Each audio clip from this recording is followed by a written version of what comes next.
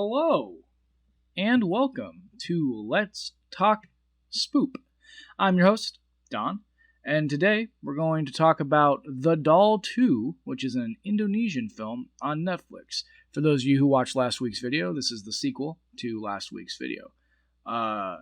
As per usual, on Let's Talk Spoop, we break things down into 6 separate categories. Those 6 separate categories are story, acting, music, atmosphere, look, and finally, creep. So without further ado, let's go ahead and jump into The Doll 2. So it opens with the aftermath of the previous movie, and it is friggin' dark.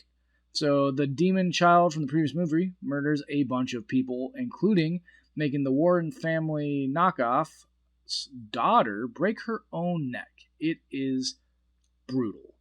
Then we move on to a new family where a daughter has a creepy doll. And when I say a creepy doll, I mean a creepy doll. Look at it. It's right there on the left. Look at that thing. Creepy. The Sabrina doll. And it is creepy. And they call it cute, and it is not cute. It is creepy. Family goes to go on a drive. Their brakes fail, and the daughter dies in the car accident that ensues. The parents survive. The mother is understandably distraught, and her dumb friend convinces her to attempt to summon her daughter's spirit. They succeed and accidentally have the doll possessed.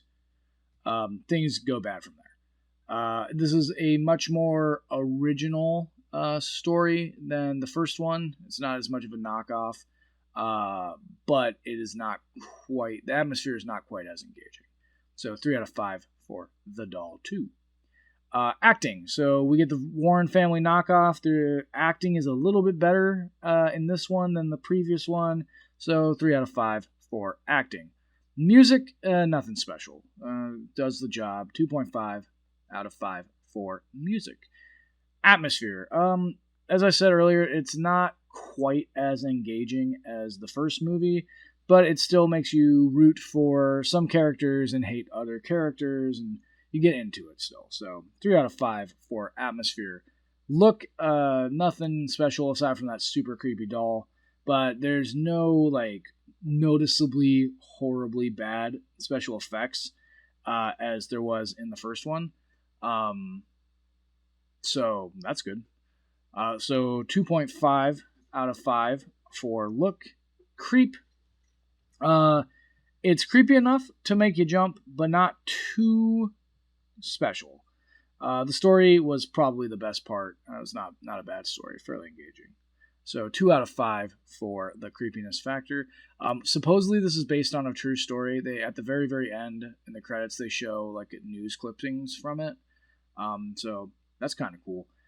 So anyway, we tally up those scores, and we get 2.6 out of 5 skulls for The Doll 2 on Netflix.